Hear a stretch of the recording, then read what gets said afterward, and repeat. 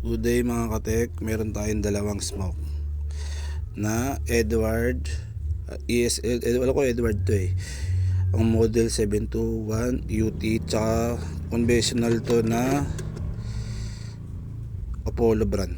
Ang model series 65. Para pa idea tayo paano siya baklasin. Ano na to, tinanggal ko na para hindi tayo hassle.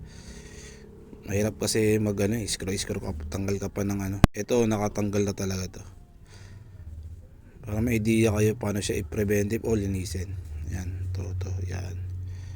Baklasin natin siya, yan. Ito na, baklas na to eh.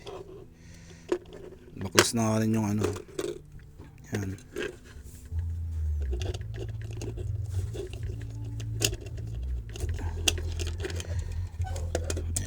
Ito yung pinaka-sensor niya. Iba tinatanggal, iba dito na rekta na. Mas maganda pa rin kasi pag tinatanggal yung device. Hindi siya nasisira.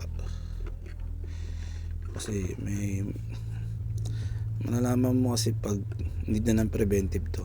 Lumalabas sa panel yung niya, percentage niya. Kung pumapatak pag sa 80% na, ang alam ko nagti-trigger na yung panel. Kasi hindi na ng preventive ng mga smoke natin. May tendency kasi masira din tong mga smoke, lalo kasi electronics type lang to. Ito lang naman yan.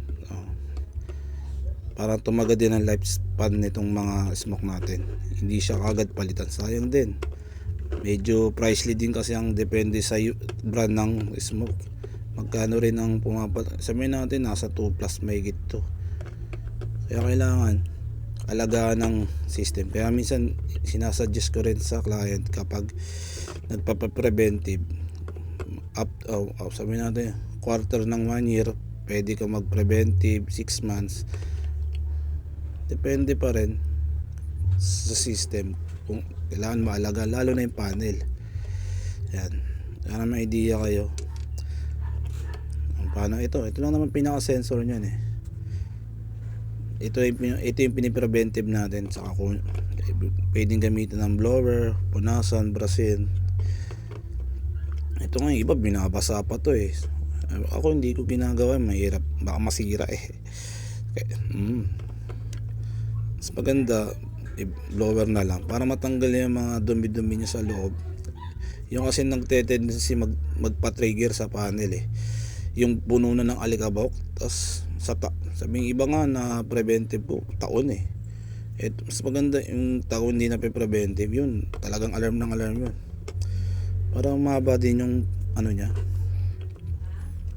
yung lifespan ng mga smoke detector natin, heat, bell, manual, tsaka yung mga module. Okay, salamat sa panonood at thank you, at sana may matutunan kayo.